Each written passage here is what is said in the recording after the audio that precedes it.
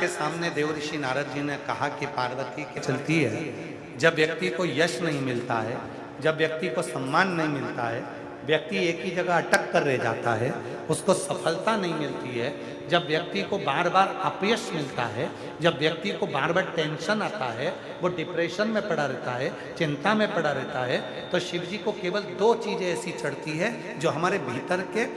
क्लेशों को, अशांति को, दुख को, तकलीफ को, कष्ट को हमारे भीतर से निकालता है। एक है धतूरा और दूसरे नंबर पर है समी का पत्र।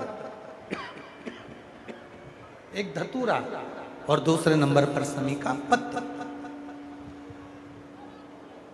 ये जो समी का पत्र होता है, समी का जो पत्ता होता है, इस पत्र में इतनी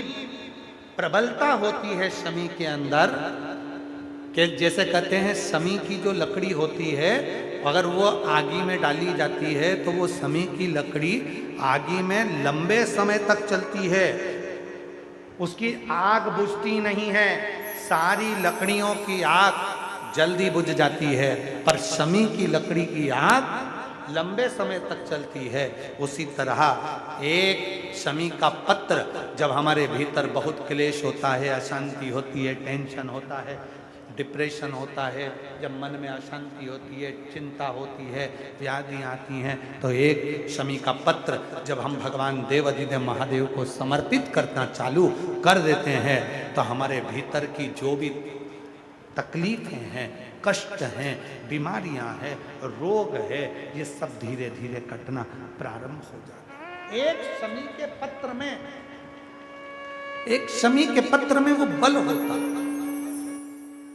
एक धतूरे में वो बल होता है, एक धतूरे में और शमी के पत्र में वो प्रबलता होता है।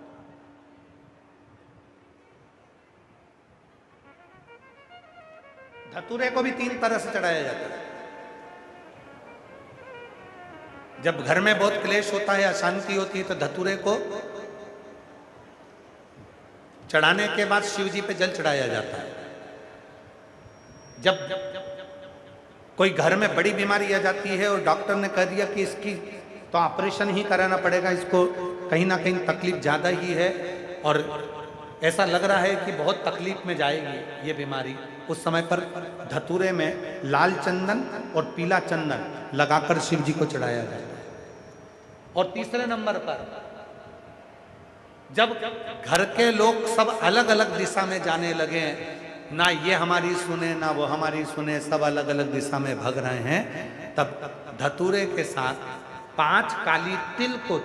डालकर धतूरे पर शिव को समर्पित करना प्रारंभ किया जाता है, तो सब ठीक होना प्रारंभ। 3 क्रम धतूरे,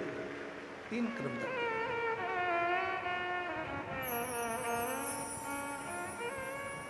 एक पत्र है, अच्छा है, देखिए